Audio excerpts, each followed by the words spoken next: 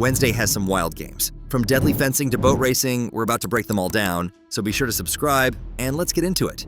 So, from the very start, Wednesday makes one thing clear. This is not just another teen mystery drama. Every test, every competition, and every game is designed as more than just entertainment. They are rituals layered with history, traditions that reveal who has power, who will bend the rules, and who will rise above them. To understand the show fully, it is not enough to focus only on the murders or the monsters. The games themselves are central to the story, shaping Wednesday Addams' path and offering insight into the culture of Nevermore Academy. The first major contest we encounter is the fencing duel between Wednesday and Bianca Barclay. On the surface, this looks like a typical Academy sparring match, but the tension is high and deadly serious. Bianca is the reigning queen bee of Nevermore, a siren whose charisma and skill intimidate even the boldest of her classmates. Wednesday, however, refuses to play the role of a passive and timid newcomer. The duel is more than just an athletic challenge. It doubles as a statement of dominance, a battle for identity, and a clash of status. Bianca fights with elegance and practiced superiority, showing that her place at the top of the class's food chain is well established, while Wednesday's strikes are fueled by rebellion. Their duel is a clear reference to the Addams family's long history with swordplay, especially Gomez Addams' unique fencing style in earlier adaptations. But here, the combat is stripped of whimsical comedy. It becomes a signal of Wednesday's determination to carve her own place at Nevermore,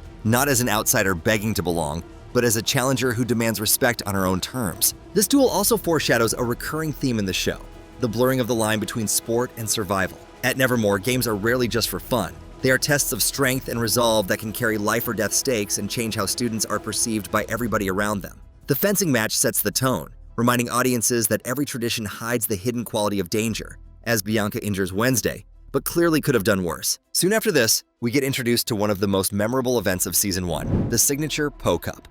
This is Nevermore Academy's premier competition, a chaotic boat race across the Jericho River that allows each dorm to represent itself and race for glory. 4 students from each house form a team, each choosing a name inspired by an Edgar Allan Poe story. The race begins at the docks, wins its way to Raven Island, where Joseph Crackstone's eerie crypt stands, and then forces the competitors to return with their flag in hand. On paper, it sounds like a harmless school event. In practice, however, it's brutal, lawless, and openly encourages sabotage. Students ram each other's boats, deploy cruel tricks, and do whatever it takes to prevent rival teams from reaching the finish, even if it means killing them. The Po Cup serves several purposes within the story. Historically, it dates back to the late 19th century, with the first race held in 1897.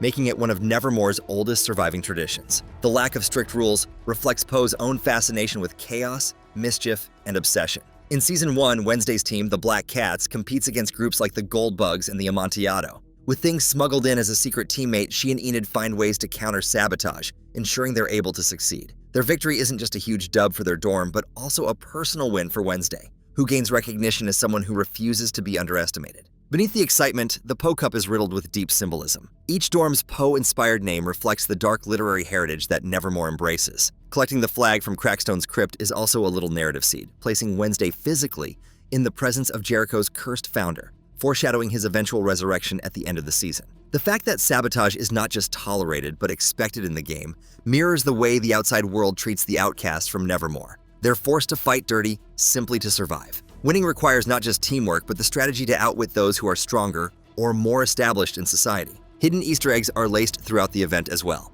Wednesday's team, the Black Cats, is a direct reference to Poe's story of guilt and buried secrets. Her victory related to that theme since Wednesday herself carries visions and hidden knowledge that no one else can access. The entire race itself functions as a playful callback to Gothic literature, while also serving as an opportunity for Wednesday to prove her tactical genius. Season 1 also introduces the Nightshade Society's initiation challenges. Though not presented as formal games, these secret rituals carry the same weight as Nevermore's public competitions. When Wednesday is first captured by the masked members of the society, she is bound to a chair and tested, forced to either submit or outwit her captors. Though she declines membership at first, her eventual involvement transforms the Nightshades from a secret club into a presence tied directly to her family's past. These initiation games connect her to Goody Addams, her ghostly ancestor, and tie the present-day mysteries to centuries-old struggles between outcasts and the oppressive legacy of Crackstone. From there, Season 2 introduces one of the most elaborate competitions in the series, the Outcast Camp.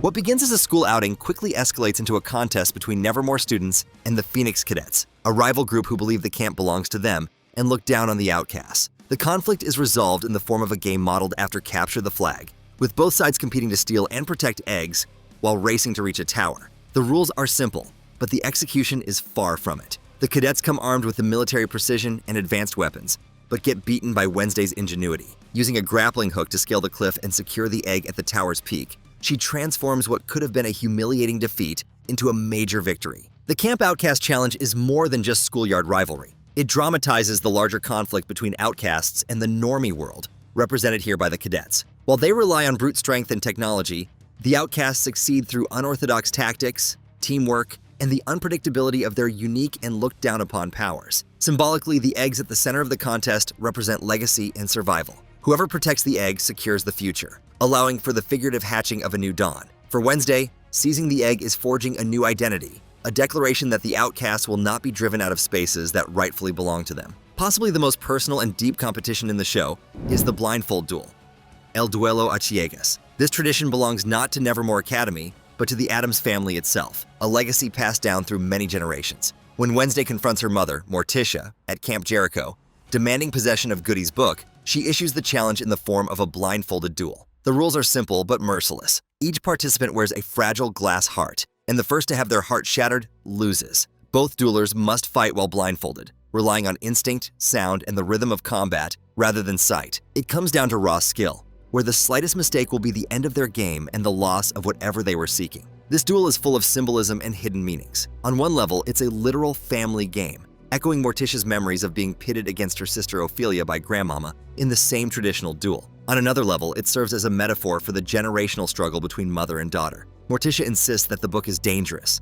tied to madness and obsession, using her experiences to discourage her daughter from potential harm, while Wednesday refuses to relinquish the power she believes it offers, engaging in the typical teenage rebellion of thinking she knows better. Their clash is not just physical, but ideological too, a battle between restraint and defiance, tradition and rebellion. The imagery of the glass heart couldn't be more fitting. To win, one must literally break the other's heart, a cruel but clear metaphor for the way family members wound each other in the process of asserting independence and overriding other people's decisions. Fighting blindfolded heightens this dramatic effect, suggesting that in family conflicts, both sides often strike without seeing the full consequences and thinking carefully before acting. Morticia ultimately wins, shattering Wednesday's heart, but the duel doesn't succeed in resolving their conflict. Instead, it deepens it, showing the impossibility of reconciling their drastically different views through combat alone. Easter eggs go wild during this sequence as well. The swords used are inspired by the designs of Antoni Gaudí, a subtle nod to Gothic artistry and its infamously eccentric architecture. The duel also echoes the fencing match from Season 1, bringing Wednesday's journey full circle. Where she once dueled Bianca to assert herself within Nevermore, she now duels her own mother to assert her independence within the family. Both matches demonstrate that for Wednesday, games are never about fun. They are about truth, power, and identity. Something serious is always on the line when she takes up combat. As the season continues, the games become darker and more dangerous, transforming from simple rituals and traditions into survival puzzles designed to break both body and mind. The most chilling of these trials is the clock tower trap involving Enid and her new boyfriend Bruno. This game isn't a sanctioned and planned event by Nevermore, but a deadly construction orchestrated by Agnes DeMille, Wednesday's creepily obsessive fangirl. The setup is deceptively simple. Enid and Bruno are chained within the gears of the massive tower, with many blades suspended above them, ready to fall at any moment. The only way out is for Wednesday to solve a puzzle embedded in the machinery, a race against time where one mistake means certain death for those she cares about. Unlike the Poe Cup or Camp Outcast, this challenge is not about teamwork or tradition.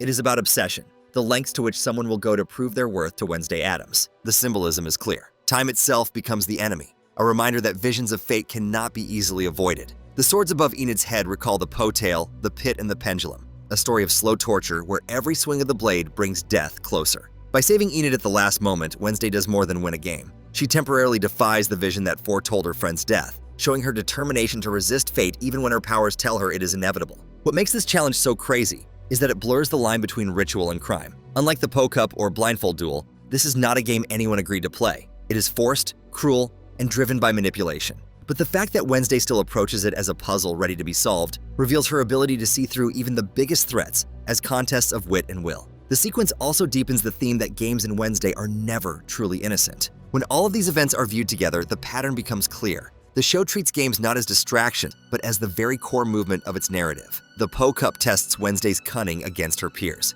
The Camp Outcast incident tests her leadership and ingenuity against the outside world. The blindfold duel tests her defiance against her own bloodline. And the clock tower trap tests her love for her friends against the cruelty of obsession.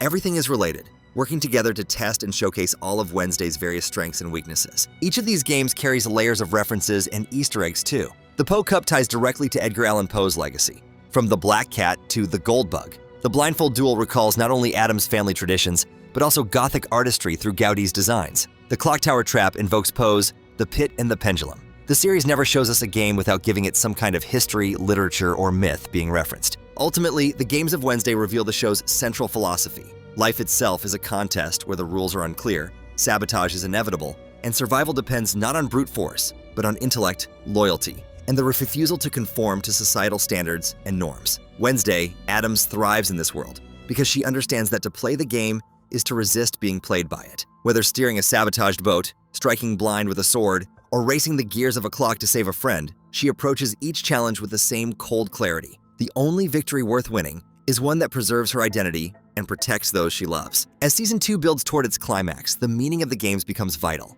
They aren't just diversions scattered through the school year, they are the spine of the story, the catalysts in which character, loyalty, and destiny are all tested and strengthened. There's very little doubt that Season 2 will close with the toughest game that Wednesday's ever had to face. So, this has been every game in Wednesday explained. Which did you find the coolest? Are you hyped for the second part of Season 2? Let us know in the comments below. And if you want to see more Wednesday content and theories, click the video on screen now.